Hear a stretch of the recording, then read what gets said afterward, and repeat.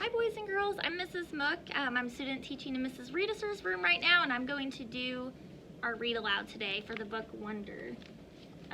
So when we left off, Augie was telling the story. So we're on the chapter Hearing Brightly. How can I describe what I heard when the doctor turned on my hearing aids? Or what I didn't hear? It's too hard to think of words. The ocean just wasn't living inside my head anymore. It was gone.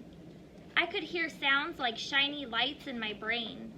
It was like when you're in a room where one of the light bulbs on the ceiling isn't working, but you don't realize how dark it is until someone changes the light bulb, and then you're like, whoa, it's so bright in here.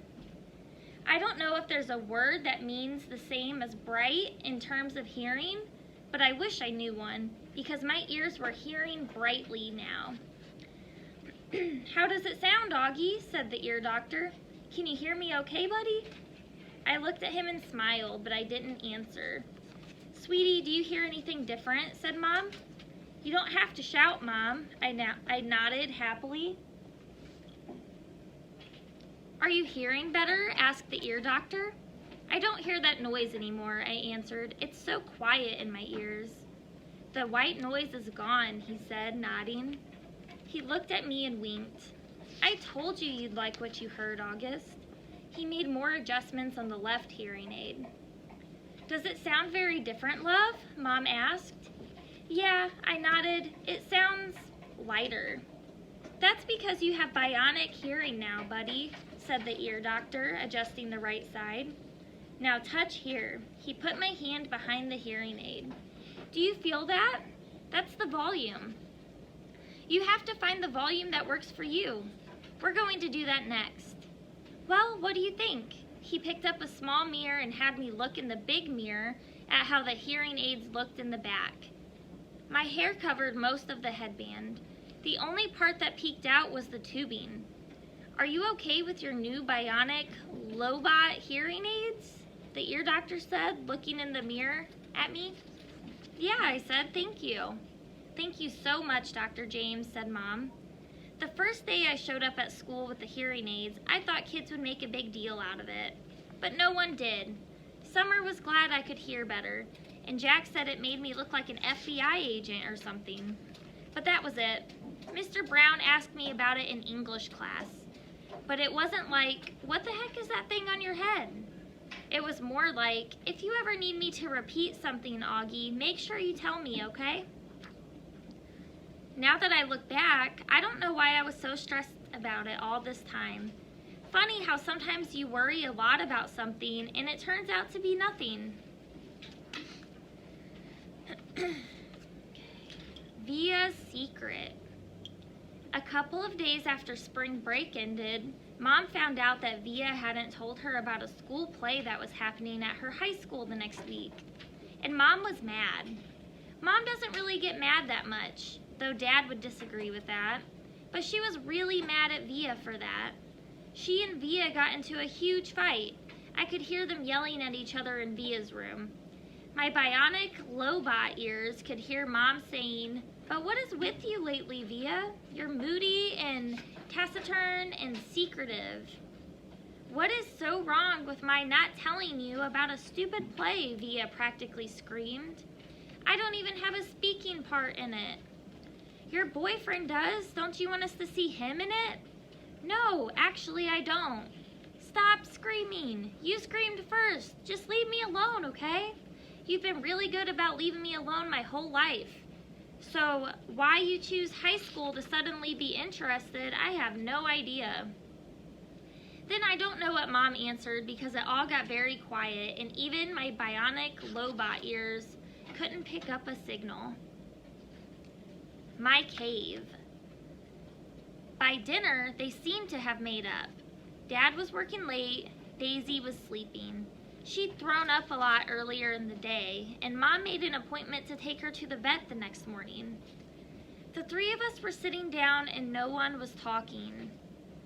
Finally, I said, "So are we going to see Justin in a play?"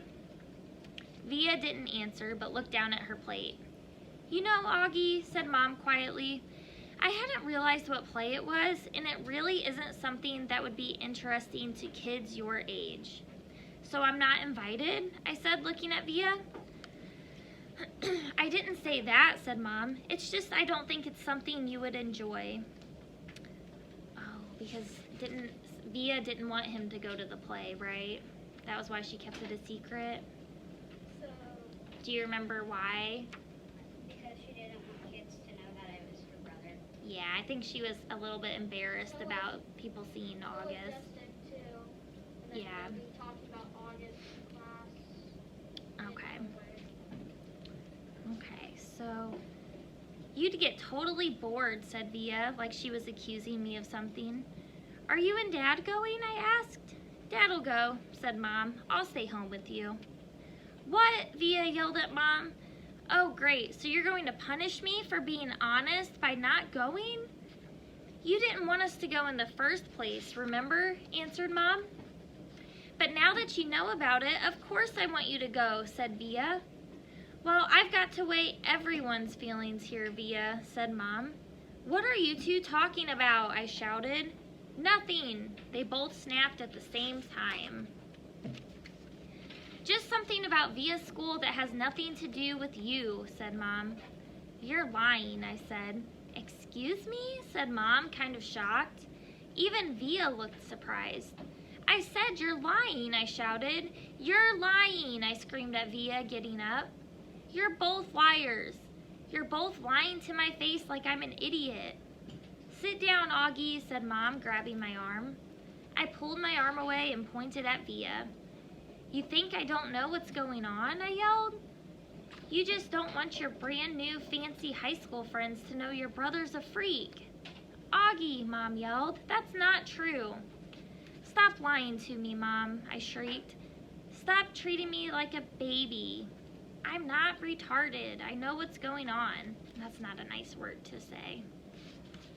It's a very bad word to say. I ran down the hallway to my room and slammed the door behind me so hard that I actually heard little pieces of the wall crumble inside the door frame. Then I plopped onto my bed and pulled the covers up on top of me. I threw my pillows over my disgusting face and then piled all my stuffed animals on top of the pillows, like I was inside a little cave. If I could walk around with a pillow over my face all the time, I would. I don't even know how I got so mad. I wasn't really mad at the beginning of dinner. I wasn't even sad. But then all of a sudden, it all kind of just exploded out of me. I knew Via didn't want me to go to her stupid play, and I knew why. I figured Mom would follow me into my room right away, but she didn't. I wanted her to find me inside my cave of stuffed animals, so I waited a little more. But even after 10 minutes, she still didn't come in after me. I was pretty surprised. She always checks on me when I'm in my room upset about stuff. I pictured Mom and Via talking about me in the kitchen. I figured Via was feeling really, really, really bad. I pictured Mom totally laying on the guilt. And Dad would be mad at her when he came home too. I made a little hole through the pile of pillows and stuffed animals and peeked at the clock on my wall. Half an hour had passed and Mom still hadn't come into my room. I tried to listen for the sounds in the other rooms. Were they still having dinner? What was going on? Finally, the door opened. It was Via. She didn't even bother coming over to my bed, and she didn't come in softly like I thought she would. She came in quickly. This chapter is called Goodbye. Augie, said Via, come quick. Mom needs to talk to you. I'm not apologizing. This isn't about you, she yelled. Not everything in the world is about you, Augie. Now hurry up. Daisy's sick. Mom's taking her to the emergency vet. Come say goodbye. I pushed the pillows off my face and looked up at her. That's when I saw she was crying. What do you mean goodbye? Come on, she said, holding out her hand. I took her hand and followed her down the hall to the kitchen. Daisy was lying down sideways on the floor with her legs straight out in front of her. She was panting a lot, like she'd been running in the park. Mom was kneeling beside her, stroking the top of her head. "What happened?" I asked. "She just started whimpering all of a sudden," said Via, kneeling down next to Mom. I looked down at Mom, who was crying too. "I'm taking her to the animal hospital downtown," she said. "The taxi's coming to pick me up." "The vet will make her better, right?" I said. Mom looked at me. "I hope so, honey," she said quietly, "but I honestly don't know." "Of course he will," I said. "Daisy's been sick a lot lately, Augie, and she's old." "But they can fix her," I said, looking at Via to agree with me. But Via wouldn't look up at me. Mom's lips were trembling. "I think it might be time we say goodbye to Daisy, Augie. I'm sorry." "No," I said. "We don't want her to suffer, Augie," said Mom. The phone rang. Via picked it up, said, "Okay, thanks," and then hung up. "The taxi's outside," she said, wiping her tears with the backs of her hands. "Okay, Augie, open the door for me, sweetie," said Mom, picking Daisy up very gently like she was a huge, droopy baby. "Please, no, Mom," I cried, putting myself in front of the door. "Honey, please," said Mom. "She's very heavy." "What about Daddy?" I cried. "He's meeting me at the hospital," Mom said. "He doesn't want Daisy to suffer, Augie." Via moved me away from the door and held it open for Mom. "My cell phone's on if you need anything," Mom said to Via. "Can you cover her with the blanket?" Via nodded, but she was crying hysterically now. "Say goodbye to Daisy, kids," Mom said, tears streaming down her face. "I love you, Daisy," Via said, kissing Daisy on the nose. "I love you so much." "Bye, little girl," I whispered into Daisy's ear. "I love you." Mom carried Daisy down the stoop. The taxi driver had just opened the back door and we watched her get in. Just before she closed the door, Mom looked up at us standing by the entrance to the building and she gave us a little wave. I don't think I've ever seen her look sadder. "I love you, Mommy," said Via. "I love you, Mommy," I said. "I'm sorry." Mom blew a kiss to us and closed the door. We watched the car leave and then Via closed the door. She looked at me a second and then hugged me very, very tight while we both cried a million tears. Oh, that is so sad. My dog's named Daisy too, so that's like really sad for me. My dog's named Danger. Yeah. Okay, well we'll talk about our dogs afterwards. Let's see what happens when they get to the vet with Daisy. This chapter is called Daisy's Toys. Justin came over about half an hour later. He gave me a big hug and said, "Sorry, Augie." We all sat down in the living room, not saying anything. For some reason, Via and I had taken all of Daisy's toys from around the house and had put them in a little pile on the coffee table. Now we just stared at the pile. "She really is the greatest dog in the world," said Via. "I know," said Justin, rubbing Via's back. "She just started whimpering, like all of a sudden," I said. Via nodded. "Like 2 seconds after you left the table," she said. "Mom was going to go after you, but Daisy just started, like, whimpering." "Like how?" I said. "Just whimpering. I don't know," said Via. "Like howling?" I asked. "Augie, like whimpering," she answered impatiently. She just started moaning, like something was really hurting her. And she was panting like crazy. Then she just kind of plopped down, and Mom went over and tried to pick her up, and whatever, she was obviously hurting. She bit Mom. "What?" I said. "When Mom tried to touch her stomach, Daisy bit her hand," Via explained. "Daisy never bites anybody," I answered. "She wasn't herself," said Justin. "She was obviously in pain." "Daddy was right," said Via. "We shouldn't have let her get this bad." "What do you mean?" I said. "He knew she was sick?" "Augie, Mom's taken her to the vet like 3 times in the last 2 months. She's been throwing up left and right. Haven't you noticed? But I didn't know she was sick." Via didn't say anything, but she put her arm around my shoulders and pulled me closer to her. I started to cry again. "I'm sorry, Augie," she said softly. "I'm really sorry about everything, okay? You forgive me? You know how much I love you, right?" I nodded. somehow that fight didn't matter much now.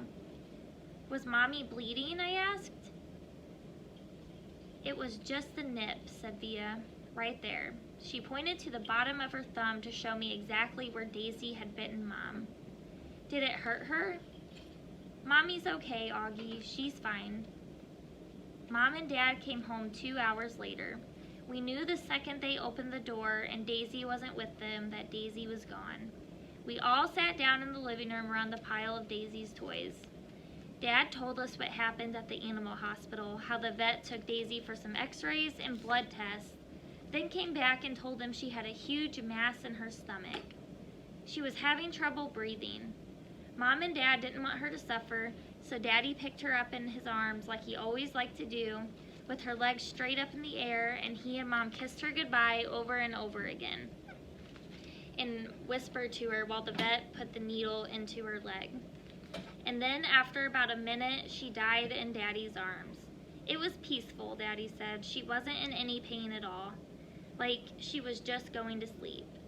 A couple of times while he talked, Dad's voice got trembly and he cleared his throat. I've never seen Dad cry before, but I saw him cry tonight.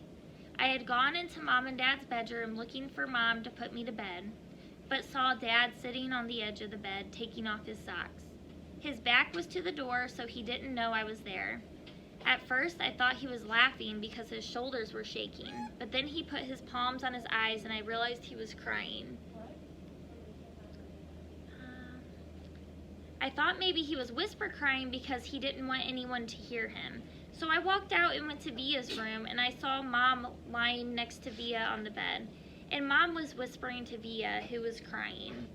So I went to my bed and put on my pajamas without anyone telling me to, and put the nightlight on and turned the light off, and crawled into the little mountain of stuffed animals I had left on my bed earlier. It felt like that had all happened a million years ago. I took my hearing aids off and put them on the night table and pulled the covers up to my ears and imagined Daisy snuggling with me, her big wet tongue licking my face all over like it was her favorite face in the world. And that's how I fell asleep. Alright, so the next chapter is called Heaven, and we'll read that one tomorrow and see what happens.